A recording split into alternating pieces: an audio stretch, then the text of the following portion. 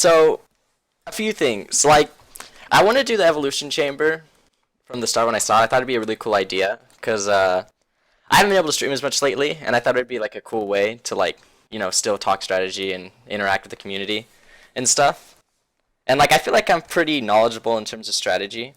And like, I wanted to do one on Terran versus Terran because it's my best matchup in my opinion, and I seem like I have the best grasp of understanding of that matchup.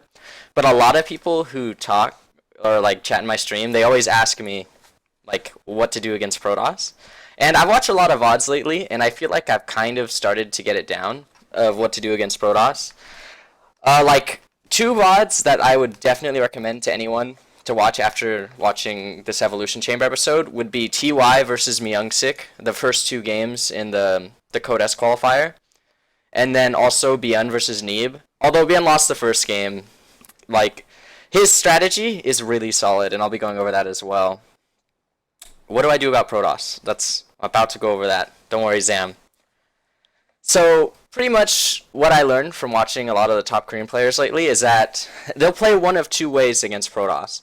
They'll either go for like an aggressive Marine, like an aggressive 1-1-1 after an expansion and pressure with Marine tank after Cyclone and then a Liberator and then a Medevac. Or they'll go like fast 3 command center and play really greedy like TY. And like each playstyle has its strengths, but like some are only good on some maps. Like as seen in the qualifier with TY against Myungsik, he was doing after he did it on Dust Towers and Orbital Shipyard, which are like the two maps with the in-base naturals. His 3cc greedy style like stopped being effective because the other maps had open naturals, and Myungsik was able to put a lot more pressure on him because it was a lot harder for him to defend because he couldn't wall off as easily.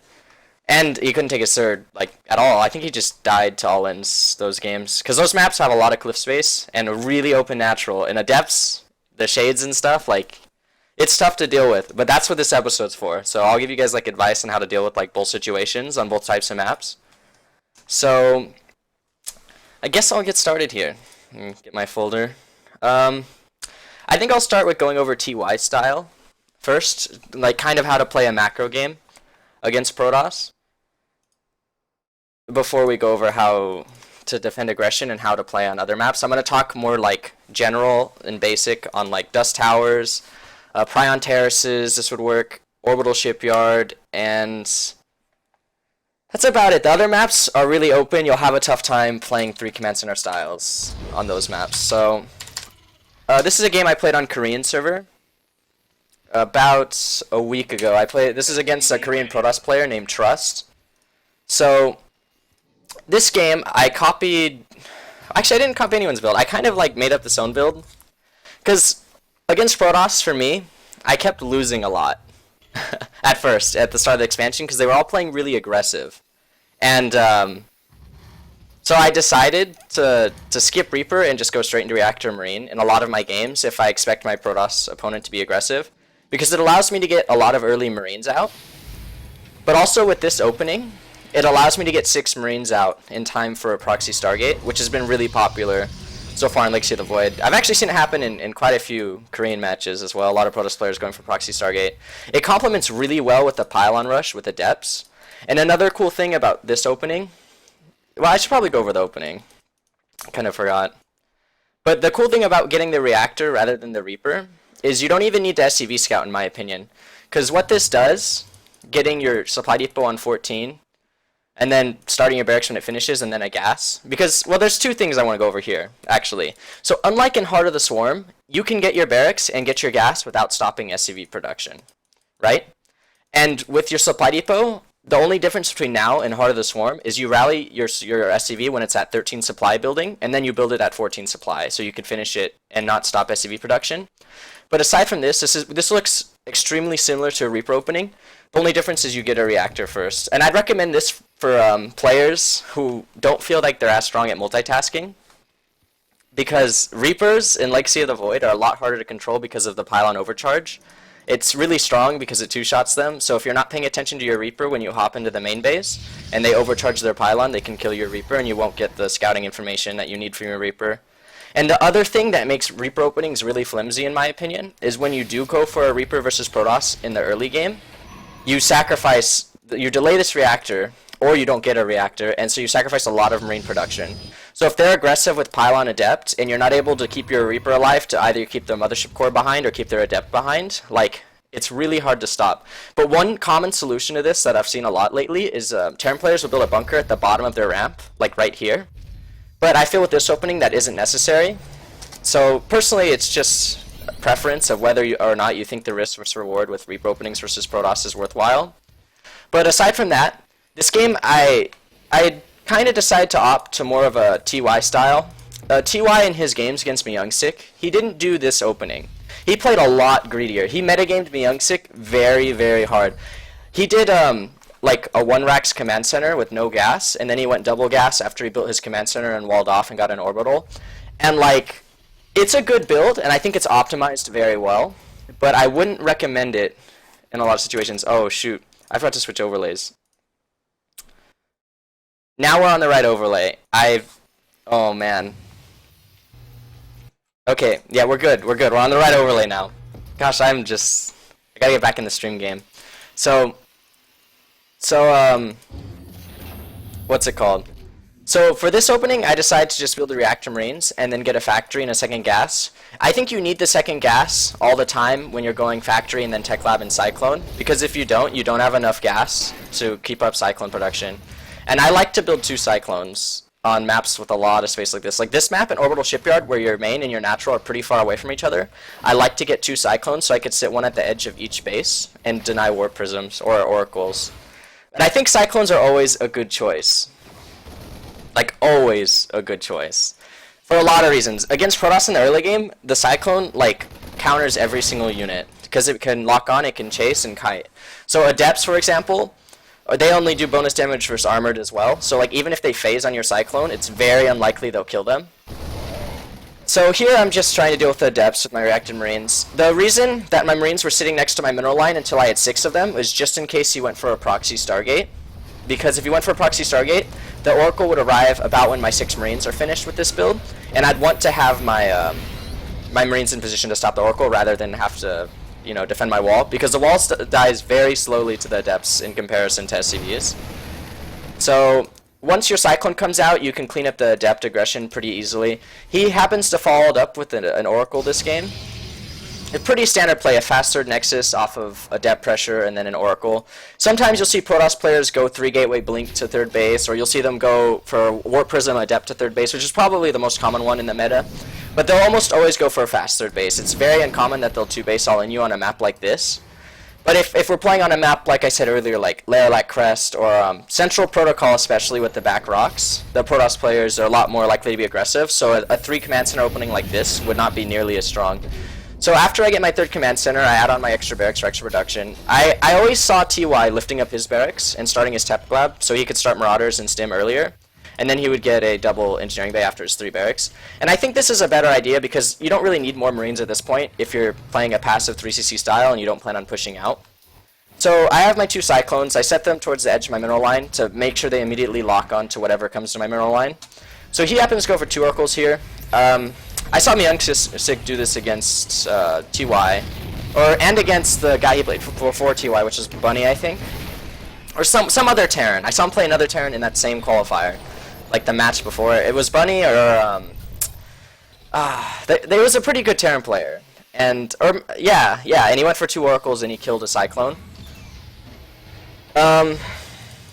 So I built 2 Cyclones, so I still have 1 Cyclone alive, even after this one dies. But after spotting the 2nd Oracle, I need to build missile turrets, because 1 Cyclone, as you just saw, can't kill 2 Oracles, or even one of the 2 Oracles, so that's that. My upgrades don't line up very well this game because of the Oracle harassment. It did some damage. But even with this style, you can take some damage and still be completely fine, because you have the 3rd command center with the earlier mules. So you still get decent economy, because even though his 3rd Nexus started at like 3 minutes and 45 seconds, I'm still like, well, down 10 supply, but my upgrades are faster. My tech is doing pretty well. He's barely at blink. There's no robotics bay or anything yet. So overall, this is still a pretty good position for me, even though I lost, 10 or so workers to the Oracle harassment. So another thing with things on this map is you don't need to build siege tanks, in my opinion. I also saw this in the TY games. On maps with the in-base natural, he wouldn't build siege tanks. He would just go straight bio medevac with the upgrades. And I think this is because you can get enough bio and you can get medevacs to secure your third base like pretty easily. And you don't get spread as thin on these maps compared to other maps where the third base is farther off. So this is pretty good. I'm a little aggressive with my bio, but you have to be careful against Protoss. Personally, I don't recommend crossing like the halfway point of the map with your bio against Protoss in Legacy of the Void for two reasons. Like, either they'll go for a heavy gateway play and like they'll crush your army, or they'll like attack you or counter attack you with Warp Prism Adept. And if you don't have good production up, like Warp Prism Adept will like slaughter your economy. I've lost a lot of games to it. So he's actually going for Warp Prism attack right here. And it's a good thing that I don't move out with my bio, really. I just push back his Stalkers, and I'm pretty sure I fall back pretty soon. I do have, like, Concussive Shell finishing, or not this game, I don't have Concussive Shell, but I try to get some Stalkers. But as you can see, when I move out, he's just baiting with his units just to get a Warp Prism into my base to warp in Adepts. Fortunately, the Cyclone's able to kill the Warp Prism before it gets all the the Adepts warped in, which is really fortunate for me. But this is why I usually don't recommend moving out against Protoss until you have 5 barracks production up. Because 5 barracks production, you can build 3 Marauders and 4 Marines at a time, and that's usually enough to deal with the warp in of Adepts. Like, you'll still lose some workers most likely, but upgraded, once you have Stim Pack, Combat Shield, and then some upgrades, like, bio units are really strong versus Adepts. Adepts don't seem that great. But once you have 4 medevacs, I prefer to build Liberators. I also saw a lot of Korean players doing this. They'd build Liberators, and then they would either hit a Liberator timing, or they would drop a lot while using the Liberators defensively, because it's really hard for Protoss to break a Liberator defensive line. So my Liberators are about to come out, and I killed his Oracle. And a cool trick that I used right here, that you can't necessarily see from watching the replay, but if you look at my vision, he didn't build any observers this game, but I always scroll in and scroll out before I do a drop, just to see if there's an observer. And you can tell if there's an observer because you'll see a little glimmer, like, or a little, like, distortion in your screen, and that's how you'll know an observer's there, so you could scan and kill it. But if you don't see that anywhere around your screen, chances are there's not an observer, and you can go for a drop without having to scan, and you don't have to worry about them knowing that that drop's coming at that moment. So that's what I did here. Also, it's less likely for him to get an observer in this situation since he went for the double Oracle opening. He's going to be relying on Revelation rather than observers to spot my army, but I ended up killing both the Oracles over time, so he has no more Revelation on my army. So dropping in this case is really good for both those reasons. But I don't recommend dropping if they have Revelation on your medevacs, or if you see them see it. If you see them see it with an observer, I recommend killing the observer and then just waiting around for a little while, and then going for it later when, like, you can tell where their army is. If you get information from either from being aggressive with the other side of your army, or from scanning or something like that. So with this style, I'm just chilling with my Liberators. So I see some Stalkers moving across the middle of the map, and I also scanned his army earlier, and I saw that he was going for Disruptors. So when a Protoss player goes for Disruptors, chances are they're going to play really passive versus you. So my decision making here, seeing that he went Disruptors, was that I was going to be aggressive early with my Liberators, because Disruptors are really bad in small numbers.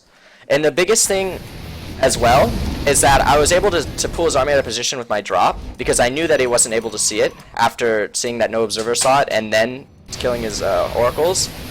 So I'm just doing multi-pronged aggression here, because Disruptors have really, really bad mobility. And especially on this map, and a lot of the maps in Legacy of the Void, like, drops are really good versus Protoss. But I notice a lot of players, especially like in the North American scene, don't seem to drop very much against Protoss. I talked to some Protoss players like Puck and Neeb, and they say like hardly anyone ever drops versus them, and they recommend dropping. They say it's really good. But then on the flip side of this, he does go for another Adept drop. But like I said earlier, once I have upgraded bio and 5 barracks production or so, I can clean it up with my reinforcement. So even though he does kill a good amount of workers, because Adepts kill units fast, I'm still able to handle it. So behind that, I was going from base to base, harassing with my drops. This is mostly just possible because he went Disruptor. You need Area of Effect to deal with bio as Protoss. And if they go Disruptors, they're really immobile. So if you scan ahead of your army, it's really easy to, like, catch them out of position with drops and catch them out of position with bio positioning and Liberator positioning, in my opinion. But a lot of the VODs I watched of the Protoss players, they didn't ever go Disruptors. So this is like more of a unique situation, I guess. They always went Storm and Gateway. And versus Storm and Gateway, I think the best option, like, dropping is still okay, but you have to be careful and scan ahead of your drops, and you have to make sure you have low energy on your medevacs so they don't get feedbacked and killed. But against the heavy gateway with Templar style, I think the best thing to do is to get a really large army with ghosts and go for one really big push. Because the only thing disruptors are really good against are ghosts, in my opinion, and they're good at zoning the Terran army away and buying time. Those are like the only two things. But aside from that, I don't think disruptors are that great. So I mix in Widow Mines. I also see Korean players do this because, especially against disruptor, they're really good against everything essentially. All gateway units, adepts, stalkers, and zealots. But they're good against disruptors and they're good against High Templar because they'll bait storms or they'll bait disruptor shots, and those are just used on like 2 to 4 supply of Widow Mines rather than hitting the bulk of your army and forcing you to retreat. So I think it's a better investment of having them wasted on Widow Mines, especially since the Widow Mines will usually get a shot off anyways.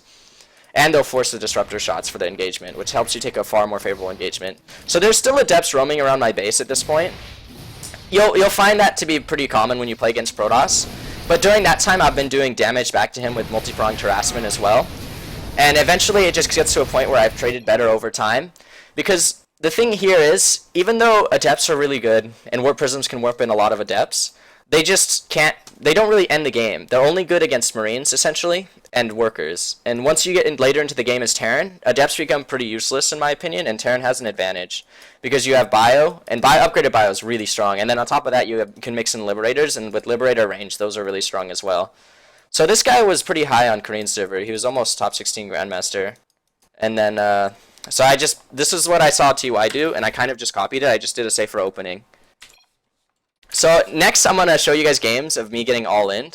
Because while this is cool to show you how to play a macro game in the rare occasion that happens, way more often than not, you're going to be getting all in. So for the next replay, I plan on showing a replay where I do an opening that's safe and that's strong against aggressive Protoss openings. Because that's probably what you'll be facing on ladder. So once again, I open the same way. I send out my SCV on 13 supply. I build the depot with that at 14. And then I build the barracks immediately after, and then the reactor right after the barracks.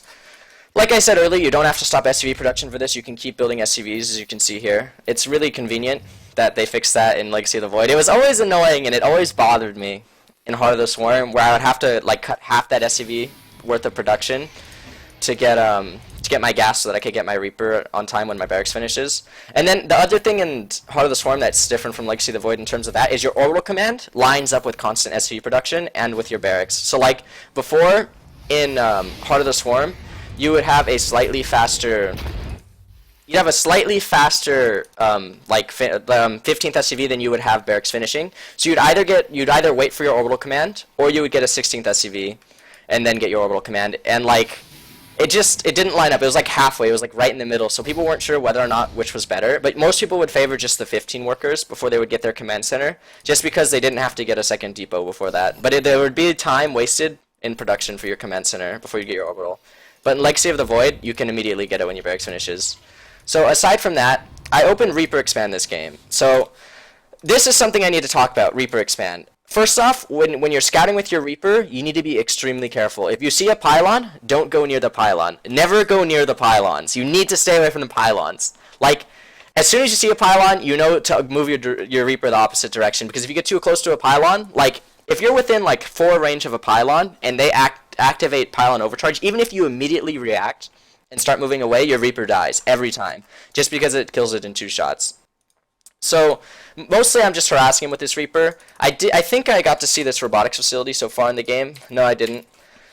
But I'm just staying at the edge of his base, and I'm not committing to anything. No committed aggression. I'm just poking at probes and then running away. That's pretty much it. But it's to get information. I like to go Reaper Expand on 4-player maps, just because I could get the scouting information. There's one thing I did do this game that I don't recommend, is that 2 things actually. I didn't wall off with my barracks, and I didn't get a bunker out here. But on this map, the Sim Cities are kind of weird, so I don't always wall off with my barracks. But in most scenarios, you would move both these depots back 2 pixels, and you put your barracks right here, and then you would get a bunker right here, just to be safe in case you're worried about getting pylon rushed, or worried about some type of 1 base adept all in with pylons or anything like that. Because if you have a bunker outside of your wall, they can't phase towards your wall and without canceling it, because they'll just lose their adept. And it totally cancels out adept aggression and pylon aggression because it keeps everything away. It zones it away.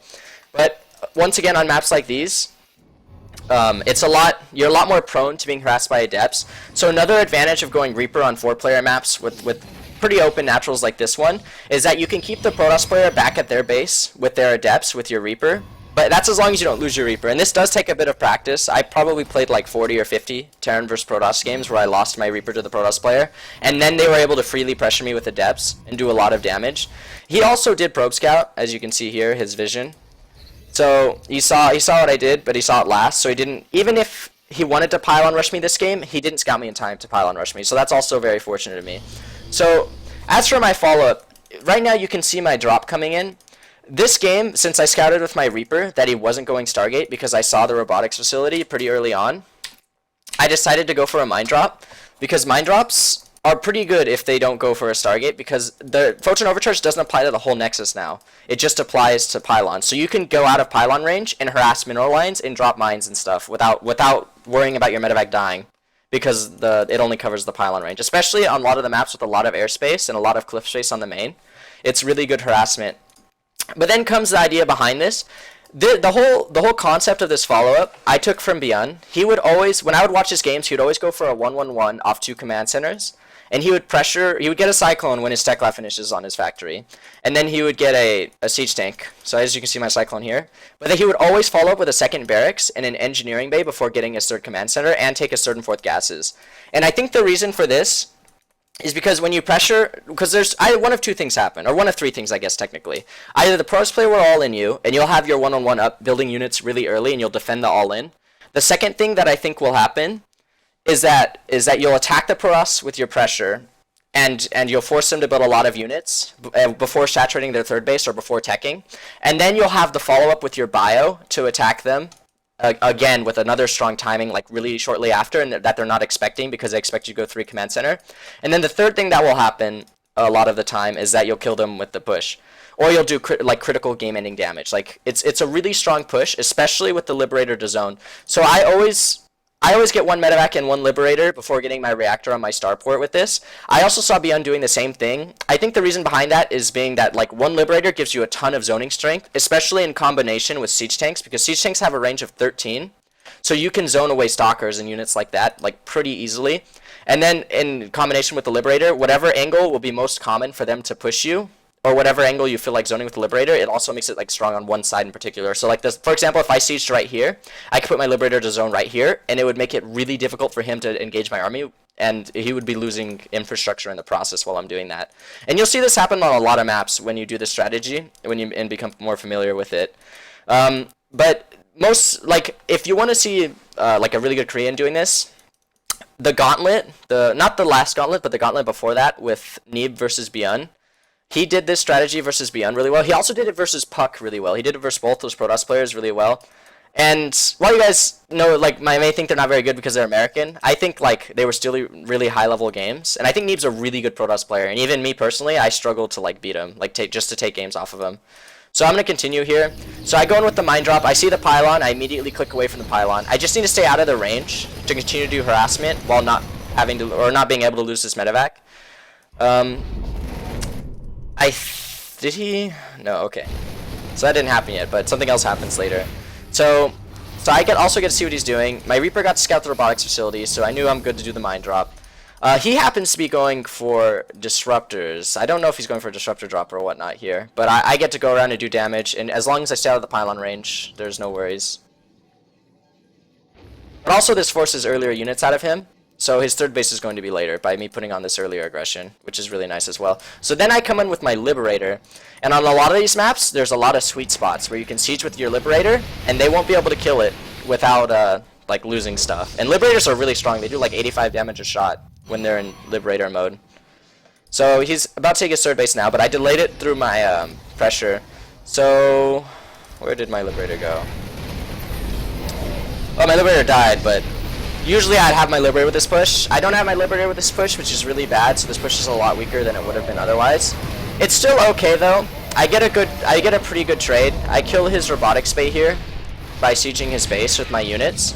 But pretty much the main goal of what I'm doing right here is just to force him to get more units while not teching or investing into his economy, which is exactly what I mentioned earlier. While that was going on, he was warping in adepts. He stopped pro production. As you can see, he only has 46 workers compared to my 56, and he didn't get to start his third Nexus right away because he was afraid of me either being able to kill it, or he was afraid of dying to the push itself. So he was investing all of his resources into units. So he's going disruptors behind this, and I think this style is extremely strong versus disruptors. Tanks with the medevac drop, in my opinion, are like a medium counter to disruptors. They're not like a hard counter, but they're not a soft counter either. They're like a medium counter. And the reason for this is because you can zone them away from your army, but they don't kill disruptors particularly fast. They take 4 shots because they're armored, and they have 200 health, which is still not that bad. So 4 siege tanks and you'll be able to one-shot disruptors. But the reason that I like them so much versus disruptors is you can always just pick up the siege tanks and fall back. The difference between siege tanks in the early game and liberators is that with liberators, like once you siege them aggressively, like you're committed to taking an engagement next to your liberators, otherwise your liberators will just die. But with siege tanks, you can always just pick up your siege tanks and stim your bio away and boost your medevacs away. And I think it's I think it's better in some ways for taking trades. Beyond also, he like pokes a lot of his opponent with siege tanks because they have so much range. So that's pretty much just what I'm doing here. I'm trying to bait disruptor shots, and I'm dancing back and forth. You gotta be careful to take engagements though. And before you engage Protoss, especially when they go disruptors, you want to try to bait out as many disruptor shots as possible before you take the engagement. Because each disruptor shot could easily kill like 20 supply of bio. And another thing when you take engagements, you want to get as big of a concave as you can, because then the area of effect will be less effective on your bio. Because if you bunch your bio up when you take an engagement, the disruptor shots will like wreck you if you don't micro extremely well. And like most of us aren't Korean, so it'll be tough if you don't like pre-spread or pre-micro your army before engagements. So now I'm just chilling at the center here.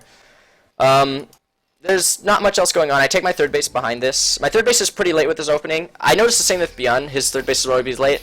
This time it got delayed a little bit by Adepts, but like I've traded really well in the process, and I've built up a really big army while this has all been going on. So I'm still in an okay spot. So here, my +1 attack just finished. The upgrades are a little late, but just with this style, you're investing in so many units and investing so much into the earlier push and the aggression to where your upgrades and stuff are all a bit later. But this is where I decided to be aggressive. So with this engagement here, there's 2 things I did to make this engagement go the way it did. So the first thing I did was I scanned to see where his army was. I saw his army was to the north, and so I decided to move to the south. The second thing I did was to make sure I denied his map vision for as long as possible, because I was sitting here. I scanned and killed an observer earlier, and I kept denying his adepts from going to the tower. So he didn't know I was here until these siege tanks shot and until his adept got to the tower, which was like very recently, right? So I was able to get in position without taking any disruptor shots. So especially versus disruptors, you always want to have vision ahead of your army. So even after I come here, I boost a medevac towards where I think his army is, just to see where it is, so I can micro accordingly with my bio. So I see he's coming from this angle, so I make sure to spread out my bio because of the disruptor shots. So I'm splitting and trying to run away from them. The game doesn't end here. But once again, like with Terran vs Protoss, you just want to keep taking good trades. So I lift up my tanks, I use the map to my advantage. With Liberators and Siege tanks, and a lot of with the current map pool, like using the terrain to your advantage is extremely helpful in my opinion. So you'll see a lot of Korean Terran players do this a lot. Another good example of using map terrain to advantage, like I did here on this map, would be Orbital Shipyard. Like, we're not on that map right now, but there's an area at the third base, there's a sweet spot that I always see Terran players go to, and it's so difficult for Protoss to deal with. But we'll get to that. I think my next game is on Orbital Shipyard, so it'll work. So I retreat, but once again, another good trade. As we take more and more trades, the supply deficit for him grows larger and larger, and then at the same time, I'm also getting more upgrades for my bio. I'm getting Combat Shield, I'm getting Concussive Shell, I'm getting, armor, while he's just building units to stay alive. So I keep building siege tanks. I don't know. I don't see everyone do this. I don't see Beyond continue to build siege tanks every game. Some games he does, and he continues to be aggressive. But I'd say, like, ideally, you would just stop after like 6 siege tanks, and then invest your gas into medevacs and liberators. So he goes for a counterattack, and since I continued siege tank production and I had a lot of units and took better trades, I was able to hold it pretty easily. So that's pretty much the end of this game. I think after this I just go attack him and the game ends. But Siege Tank's really good unit against Protoss. And also, this aggressive opening is really strong against a lot of aggression. This was an example of the aggressive opening versus a macro opener from the Protoss player. But my next replay is going to be an example of this versus an aggressive opening from the Protoss player. So like, this is like ideally how you'd want it to go, but you may have games, like depending on your execution and depending on the skill of your opponent, where like your initial attack will get crushed and then you'll just feel like you get crushed the whole game long. But with the Liberator and with the Medivacs and the tanks, there's a lot of micro potential that can be done and like a lot of great harassment. Like before I watched the Beyond versus Neeb games, I didn't think it was possible to do like a ridiculous amount of damage like with just the 1-1-1. Because I would see other players do like 4GG for example, and like they just never seem to do that much damage. So I'm just like, oh yeah, that's not that great in my opinion. But then like I saw like how he would micro his tank and how he'd micro his Liberator to zone the Protoss, and it was like really, really good. But I didn't get to show us cool Liberator tank micro because my Liberator died, but like there was tank micro. So I'm gonna pull up my other replay now. So this one's versus Huck. This is like in the case of an all-in from Protoss. So this is gonna be like, well, I don't know. You know, the thing is, like, I see a lot of lower level games when I coach people, and they always are macro games. Like, almost always, it feels like. But this is in the case of an all-in. Like, this is how you stop all-ins. So, like, if you know your opponent's going to be cheesy, I would recommend not getting the Reaper. Huck tends to be pretty aggressive, so I opt for the reactor opening again here. So, this is in my opinion, the most difficult map to defend Protoss all-ins. The second most difficult map would be Lyric Lac Crest, and then the third would be Ruins of Ceres. The other four are okay, for the most part, because you have a small choke at your natural, and you don't have too much cliff space. And then you have a pretty close third base. But this map in particular, it's really hard. So that's why I recommend opening aggressively on Central Protocol. And also, there's like a weird correlation between like me losing games and depending on the map. Like my map win rates are like different. But I think the map balance is like a big factor in Legacy of the Void that not a lot of people have talked about. Like some of the maps, like Dust Towers and Orbital Shipyard, like favor Terran against Protoss in my opinion, because it's really easy for Terran to be greedy, and it's really easy to drop and stuff because of all the airspace. But then there's other maps like this one in Lyric Lac Crest that I think favor Protoss, just because it's easier for Adept Shades to get into your base because of all the opening in your natural, and it's easier for them to do all-ins because of all the cliff space, and this one has back rocks. So like, it depends on the map, but for the most part, on every map except for the ones with in-base naturals, like I said earlier, I would recommend a more, defensive or aggressive opening like this, depending on how the game turns out. So I pull an SV to deal with the probe. He scouts me first, which is unfortunate, and he gets to harass me. He is going for Nexus first, which is also bad for me in a way. It's good in the sense that like he wouldn't have been able to successfully pylon rush me, but with the reactored Marines, he probably wouldn't have been able to successfully pylon rush me anyways. But his adepts are slightly later, and then he does have a Nexus first economy, which is also beneficial to him. So he goes for a 2 adept pressure, but I have a lot of Marines. I make sure to wall off my main with my 3rd depot. This is extremely important. You always want to wall off your main base. Like, if you don't wall, I've lost just a ton of games to that too. There's a ton of things you'll lose to against Protoss. You could either take my advice or you'll see for yourself. But so I have my reactor Marine opening. Like I said with the maps with the open naturals where you can't wall off in time, it's tough, and you kind of just have to wing it against the adepts. So I'm like dancing back and forth. But once you have your Cyclone out, like you're good against the adepts. So you can't really run from the adepts as Protoss. You could try shading and stuff, but the Cyclone, since it locks on, it's really easy to kill them. So behind this, it's just like the last game. I'm going for my Liberator on top of going for my Cyclone and then a tank, right? This is like extremely standard. I don't think I scouted this game either. I almost never scout against Protoss when I do this opening, just because it's so all-around solid. The only thing that, like, ever does a little bit of damage is really quick Dark Templar, but you follow this up with a second barracks and an engineering bay, and then I get blind turrets.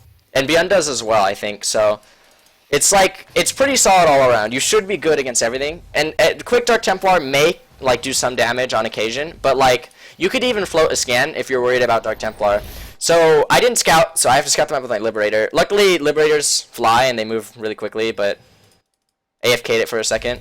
So while this is going on, he's going for an aggressive blink play. So here's the thing. This isn't necessarily an all-in, but you're going to see a lot of builds like this in Legacy of the Void. Protoss now, on a lot of the maps, is able to take a lot quicker base than the Terran and still put on pressure because of the map design. And this map is a great example of that. It reminds me of like Polar Knight, for example, where Protoss players would do blink and then they would go to third base and the Terran would be like defensive the whole time. So since I went for this aggressive opening and I built a lot of units, or like supposedly aggressive opening, I have a lot of units, right? So I'm able to defend the blink pressure for now. And since I saw all those stalkers, and I'm in the dark, I don't move out yet. But once I see the third nexus, I'm like, okay, I'm going to move out soon. That prompts me to move out. So pretty shortly here, I move out because I saw the third nexus. And then I siege up his natural, and I see that he's teching to a Templar Archives. And that also makes me want to move out. But since I went for this opening, like, it deterred him from going for an aggressive blink play, because he went for 5-gate Twilight Council with no tech.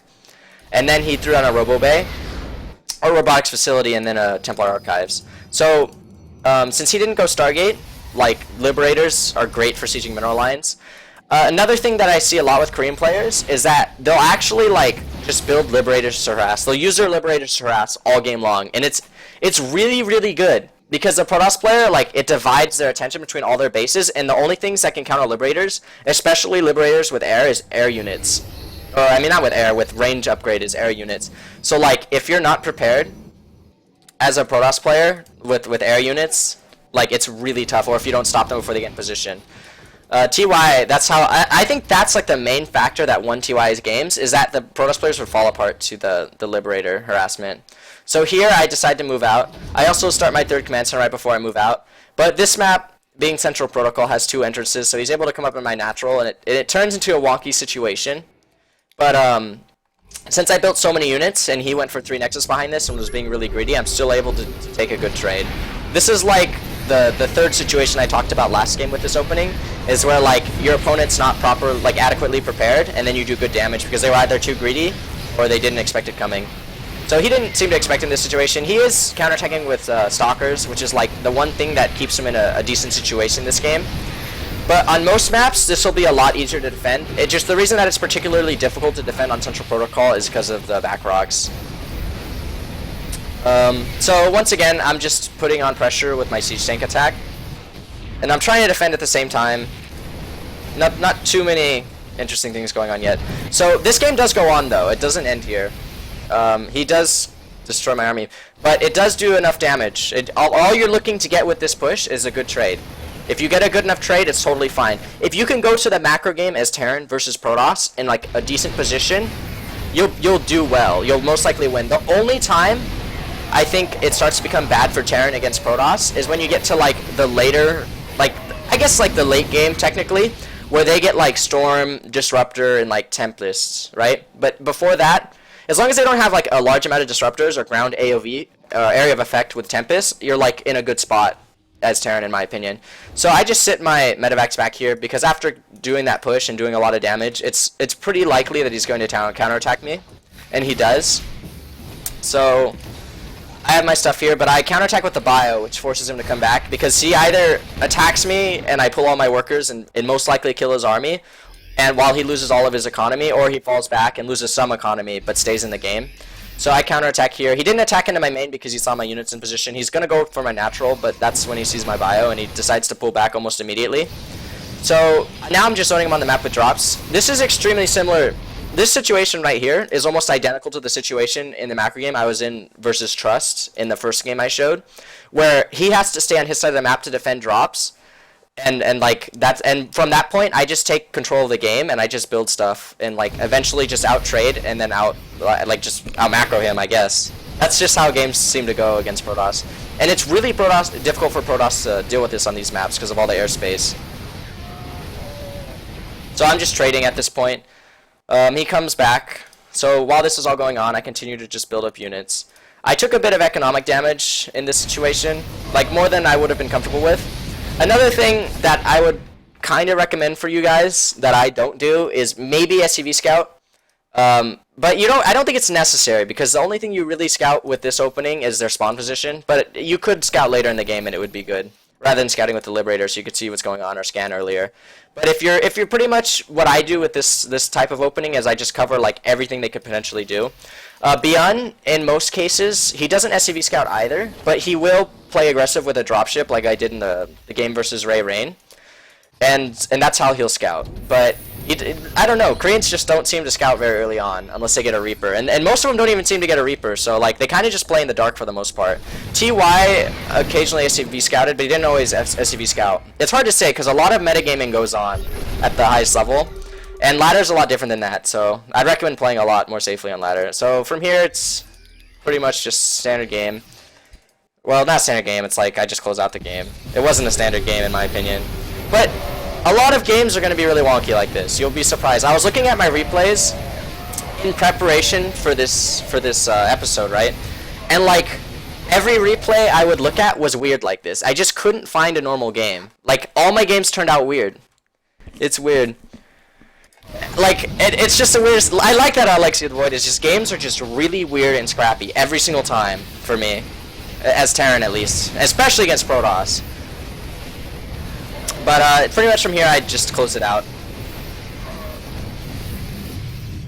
So what I would definitely recommend, like after finishing this VOD, if you're not like completely sure about Terran versus Protoss or anything, I would check out the TY games and the Myung games. Like any of the recent games really work for the most part, but the Myung-sik versus TY, the first two games were like the most insightful for me because he really shows how to play a macro game against Protoss.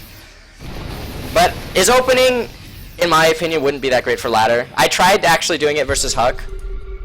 I played him multiple times on ladder this day, right? And I tried doing it versus Huck after this game, but he went like proxy Oracle, and since I went for, you know, the gasless 3 command center build, like TY did, I just like died. So that's kind of how that went. It's tough. So that's pretty much it for my lesson today on the evolution chamber. So now I'll take questions if you guys have any questions.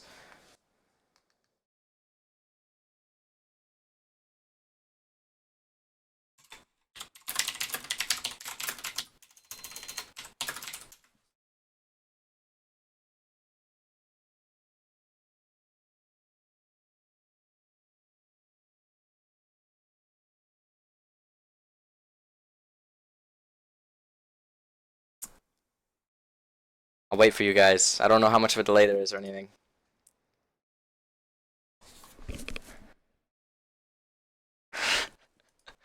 Well, Ariam, I don't know if I should answer that question right now. I'll have to send that to you privately. What kind of shampoo do you use? Okay, that's one I can take. So there's like two. There's like a Dove men's like body wash that I use. I think is pretty good. But I also use Selsun Blue sometimes because depending on the weather, if it's like really dry, like to make sure I don't get dandruff or anything. These aren't really. I'm talking like StarCraft related questions. How much I love Taylor? I mean, I don't know if you're talking about you or Taylor Swift. It really depends. See, any strategy questions here? Any questions about anything pertaining to anything StarCraft related? Like it could even be like mindset or anything, or like about me, just like StarCraft side of me.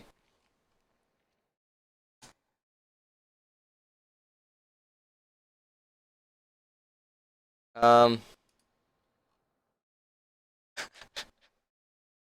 I'm getting trolled.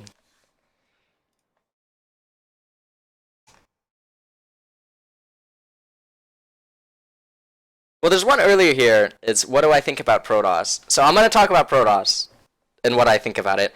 Like right now, in the current state of the game, I think Protoss is the slightly better of the three races, right?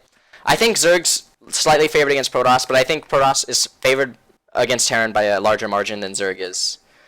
And then a balance question. That's perfect to follow this up. So in terms of balancing, do you think that we should wait and see the approach to balance is right for all from Blizzard? Oh, so should we wait and see for like Blizzard is saying to balance? So there's some things in the game that I think that's totally fine for. Like I think everything, pretty much everything in the game. I think a lot of things will work themselves out, but there's some things that I think should be changed regardless of balance. But more so for game design. Like I think Photon Overcharge is poorly designed.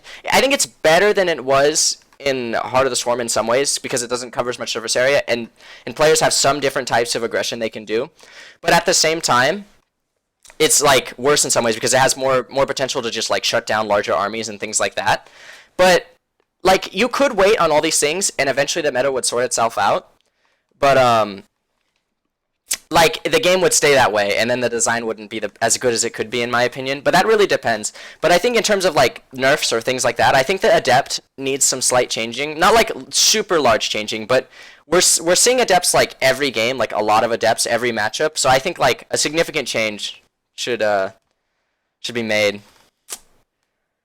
I don't play Hearthstone, but I do recognize those card names. So how has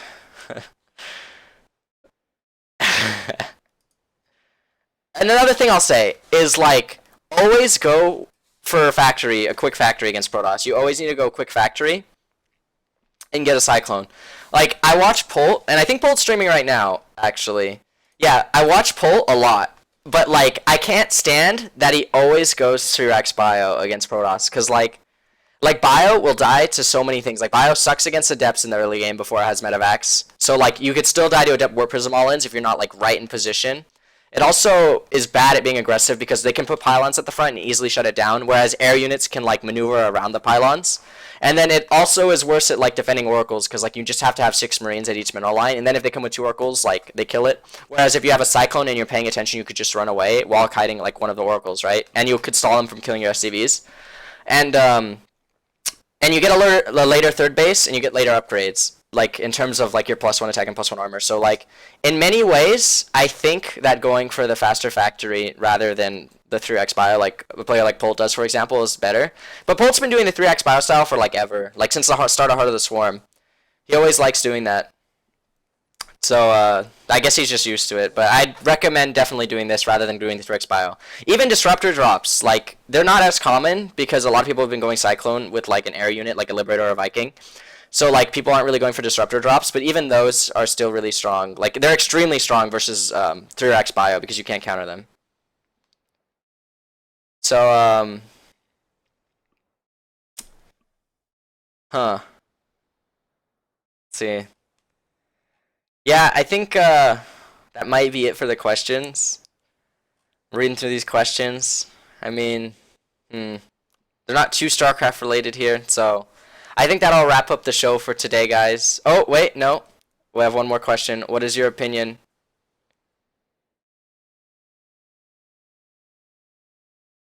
31 times.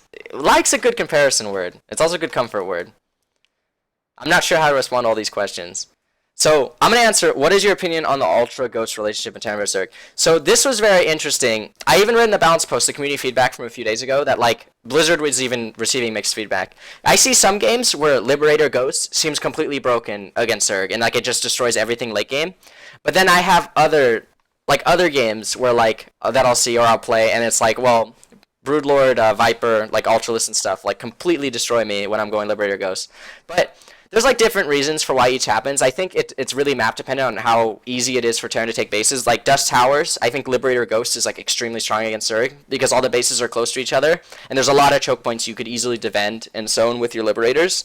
But then whereas like Runes of Ceres, for example, like if Zerg gets that big composition and like you force the Terran into going Ghosts and Liberator, like that map is hard to take bases because all the bases are really far apart.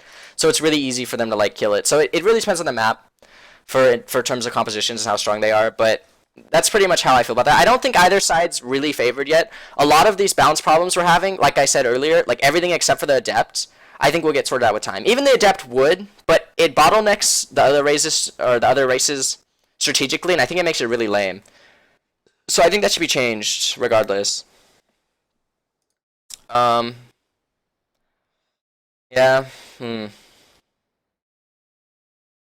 Good questions, Nova and Arium. I just I can't answer them right now. I'll answer those later. So that seems to be all like the super serious questions. So I think this will wrap it up then. So I'll see all you guys later. Thanks for watching. I hope I was helpful and informative. I've had a lot of people ask me about Terran vs. Protoss. That's why I wanted to come on the show and talk about it. I feel like a lot of players are lost in the matchup, and like I'll see them play, and like it kind of bums me out sometimes. Like I'll watch Nathanius' stream and he'll like rage about Protoss, but then he'll sit there and turtle all game long and die to Tempest. But like it doesn't have to be that way. There's a way to win. So that's what I wanted to show you guys. Thanks for watching, everyone.